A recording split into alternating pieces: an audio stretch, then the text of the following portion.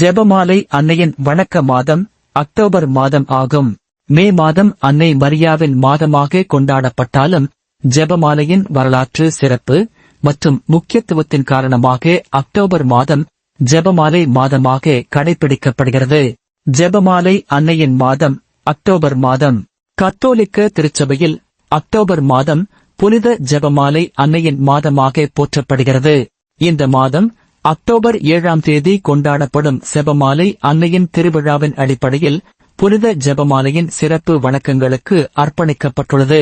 மே மாதமும் அன்னை மரியாவின் வணக்க மாதம்.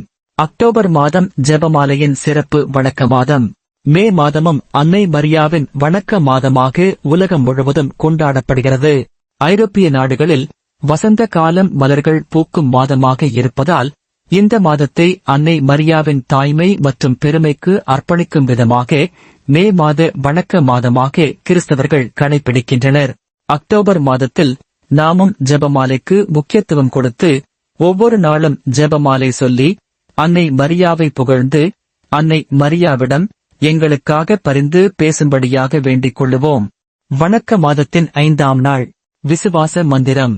பரிசுத்த ஆவியானவரின் உதவியை நாடிய பின் ஜெபமாலையின் பாடுபட்ட சுரூபத்தை பிடித்துக் கொண்டு விசுவாச மந்திரத்தை சொல்லுகிறோம். புண்ணிய ஜீவியத்தின் தொடக்கம், ஞான சீவியத்தின் ஆரம்பம், விசுவாசம். திருச்சபையில் ஞான ஸ்நானத்தினால் மக்களாகும் போது முதல் நமக்கு அளிக்கப்படும் கொடை விசுவாசம். விசுவாசம் இன்றி நாம் இறைவனுக்கு பிரியப்பட முடியாது. விசுவாசம் பூர்த்தியாகும்படி வேதம் சொல்லுகிறதென்ன? நீதிக்காக உள்ளத்தில் விசுவசிக்கிறோம், ஈடேற்றத்திற்காக வாயினால் அவ்விசுவாசத்தை அறிக்கை செய்கிறோம். வாய்ச்சபத்தை அவமதிக்கும் போலி ஞானிகள் இதை கவனிப்பார்களா? இவ்விதம் விசுவாசம் எல்லாவற்றுக்கும் அடிப்படையாக இருப்பதினால் ஜெபமாலையை தொடங்கும் போதே விசுவாச மந்திரத்தைச் சொல்வது எவ்வளவு பொருத்தம்! இறைவன் அருகில் வருகிறவன் இறைவன் இருக்கிறார் என்றும் அவரை தேடுகிறவர்களுக்கு சன்மானம் அளிக்கிறார் என்றும் விசுவசிப்பது அவசியம் என்கிறது வேதம். ஆதலின் மூவொரு கடவுள் இருக்கிறார் என்றும் எல்லா படைப்புகளுக்கும் அவர் கர்த்தர் என்றும் அவரது வல்லமைக்கும் ஞானத்துக்கும் அளவில்லை என்றும் விசுவசிக்கிறோம். ஜெபமாலை சொல்லத் தொடங்கும் போது நாஸ்திக கம்யூனிசத்தையோ நாம் தான் கடவுள் என்னும் வேதாந்தத்தையோ கடவுள் இல்லை என்றோ கடவுள் கிருபையாக நமக்களித்த புத்திதான் கடவுள் என்றோ புலம்பும் கழகக்காரர்களுக்கு சவால் விடுகிறோம். இறைவனுடைய இரக்கமுள்ள பராமரிப்பை உணர்ந்து நமது கவலைகளையும் இயக்கங்களையும் தள்ளி வைக்கிறோம். அவர் பட்சமுள்ள நல்ல தகப்பனார் என்று அறிகிறோம். இவ்விதம் விசுவாச மந்திரத்தில் முதல் பிரிவைச் சொல்லும் போதே நமது புத்தி பிரகாசத்தினால் மகிழ்கிறது. நமது உள்ளம் பிள்ளைக்குரிய பாசத்தினாலும் நம்பிக்கையினாலும் துள்ளுகிறது. ஜெபமாலை சொல்லும்போது நாம் இறைவனை மறந்து விடுகிறோம் என்று சொல்லுகிறவன் யார்? அல்லது நம் ஏக கர்த்தரும் ஒரே மனு பேசுகிறவருமான இயேசு கிறிஸ்துவை தள்ளி வைக்கிறோம் என்று வாய்க்கூசாமல் உளறுகிறவன் யார்? ஜெபமாலை சொல்லும்போது தேவ இரகசியங்களைப் பற்றி சற்றே சிந்திக்கிறோம். அப்போது என்ன செய்கிறோம்? சேசுவின் வாழ்க்கையை ஆதி முதல் அந்தம் வரை படமாய்க் காண்கிறோம். இதைத்தான் விசுவாச மந்திரம் சுருக்கமாய்ச் சொல்லுகிறது. ஒரே உண்மையான கடவுளையும் அவர் அனுப்பிய இயேசு கிறிஸ்துவையும் அறிய வருவதுதான் நித்திய சீவியம் என்றது வேதவாசகம். நாம் வேதாகமத்தை புறக்கணிக்கிறோமா? நமது விசுவாசத்தின் ஆதிகர்த்தாவென்றும் அதை சம்பூரணமாக்குகிறவர் என்றும் வேதம் சொல்லும் இயேசுவைத்தானே, இயேசுவின் வாழ்க்கையைத்தானே காட்சியாய்க் காண்கிறோம். தெய்வத்தின் சம்பூரணம் எல்லாம் குடிகொண்டு இருக்கிறவர் என்றும் வேதம் போதிக்கும் இயேசு கிறிஸ்துவை பின்பற்றத் தேடுவது தப்பிதமல்ல, அது அரும் புண்ணியத்திற்கு வழி. கடவுள் நமக்கு விசுவாசத்தை அளித்த போது நமக்கு பெரும் ஆசீர்வாதத்தை கொடுத்தருளினார்.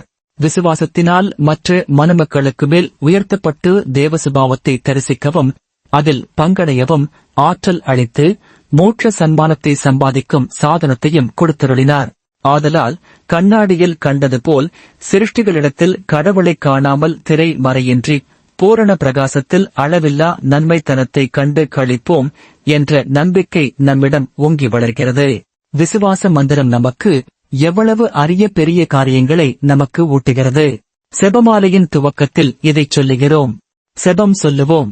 செபமாலை ராக்கினியே, பாத்திமாவின் பாக்கிய சீலியே, போர்த்துகலில் தோன்ற சித்தமாகி எங்கும் அமைதியை நிறுவியவரே, இக்கட்டு வெள்ளத்தில் அமிழ்ந்து கிடக்கும் எங்கள் நாட்டை கடைக்கண் திருப்பி பார்த்தருளும்.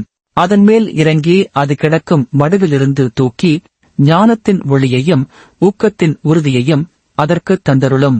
உலகில் உள்ள சகல சாதி சனங்களுக்கும் எங்கள் தேசத்திற்கும் சமாதானத்தை கொடுத்து, நாங்கள் யாவரும் உம்மை சமாதானத்தின் அரசி என்று அழைத்து ஆர்ப்பரித்து உம்மை போற்றி புகழ கிருபை செய்தருளும். செபமாலை இராக்கினியே, எங்கள் நாட்டிற்காக வேண்டிக் கொள்ளும். ஆமென். தேவமாதாவின் புதுமை. 9ஆம் பத்திநாதருக்கு புனிதர் பட்டம் கொடுக்க அப்போது ஏற்பாடுகள் நடக்கின்றன. அவர் காலம் பெரும் கிளர்ச்சியான காலம். எல்லா இக்கட்டிலும் தேவதாயிடத்தில் சரணடைவார். அவருக்கு அமலோற்பவ நாயகியின் மேல் அதிக பக்தி. அவர்தானே கன்னித்தாய் ஜென்மபாவமின்றி உற்பவித்தார் என்பதை விசுவாசே சத்தியமாய் பிரகடனம் செய்தார். உலகில் நடக்கும் எல்லா தப்பறைகளும் அக்கிரமிகளின் அட்டூழியங்களும் ஒரு நிபந்தனையின் மேல் அழிந்துவிடும். அந்த நிபந்தனை விசுவாசிகள் தினந்தோறும் ஜெபமாலை சொல்லி வருவதாம் என்றார். அவர் கடைசி நாளில் வியாதியாய் படுத்திருக்கும் போது முன்னையைப் போல் நீண்ட நேரம் ஜெபம் செய்ய சக்தி இல்லை. இக்குறையை நீக்க ஒரு வழி கண்டுபிடித்து ஒரு நாள் தன் ஆத்தும குருவானவரிடம், அது சரியா என்று கேட்டார். என்னுடைய சயன அறையில் செபமாலையின் 15 தேவ இரகசியங்களையும் படமாய் சித்தரித்து வைத்திருக்கிறேன். செபமாக ஒவ்வொன்றையும் சிறிது நேரம் பார்க்கிறேன். உங்களுக்கு விளங்குகிறதா என்றார். அது சரி, பரிசுத்த பாப்பரசரே, அவைகளுக்கு நீர் பலன் தாபிக்கவில்லையே என்றார் ஆத்துமகுரு. இல்லை இல்லை, அதை கவனியாமல் இருப்பேன் என்று எண்ணினீர்களா என புன்னகை பூத்து பதில் இருத்தார் பாப்பானவர். இவ்விதம் செபமாலையின் பரம இரகசியங்களை தியானித்த வண்ணம் அந்த பாப்பாண்டவர் இவ்வுலகை விட்டேகினார். இதைவிட பாக்கியமான மரணம் வேண்டுமா? நம்முன் கண்ட பெரியோர்கள் புனித சாமிநாதரும் முத் ஆலன் ருச்சும் இவர்கள் செபமாலை பக்தியை பரப்ப முயன்றனர். எனினும் இவர்கள் எல்லோரையும் விட அதிகம் உழைத்தவர் கர்த்தூசியன் சபையைச் சேர்ந்த டோமினிக் குருவானவர். ஒரு நாள் அவர் ஒரு காட்சி கண்டார். மோட்சம் திறந்தது. மோட்ச சபையில் அனைவரும் வெகு கம்பீரமாக விளங்கினர். வெகு இனிமையாக செபமாலையை பாடினர். நம் ஆண்டவளின் நாமத்தைச் சொல்லும் போதெல்லாம் மோட்சவாசிகள் தலை குனிவதையும் இயேசுவின் நாமத்தை உச்சரிக்கும் போதெல்லாம் முழந்தாடிடுவதையும் கவனித்தார். பரிசுத்த ஜெபமாலையால் பரலோக பூலோகத்தில் செய்தருளிய நன்மைகளுக்காக நன்றி செலுத்தினர். செபமாலை பக்தியை அனுசரிக்கிறவர்களுக்காக மோட்சவாசிகள் வேண்டிக் கொண்டனர். செபமாலையை பக்தியாய் சொல்லுகிறவர்கள் மேல் வைக்க நறுமணம் வீசும் மலர்களால் ஆன எண்ணிக்கையில்லா முடிகள் தயாராக இருப்பதையும் கர்த்தூசியர் டோமினிக் கண்டார். அவர்கள் செபமாலை செய்யும் ஒவ்வொரு முறையும் மோட்சத்தில் தரிப்பதற்கு ஒரு முடி செய்து கொள்வதையும் தரிசித்தார். இந்த செய்தி உங்களுக்கு பிடித்திருந்தால் இந்த சேனலை சப்ஸ்கிரைப் செய்யுங்கள். அத்தோடு லைக் பண்ணுங்கள். உங்களுக்கு வேண்டியவர்களோடு இந்த செய்தியை ஷேர் செய்யுங்கள். இதை கேட்கின்றவர்களுக்கும் இதன் மூலம் நன்மை கிடைக்கட்டும். நன்றி.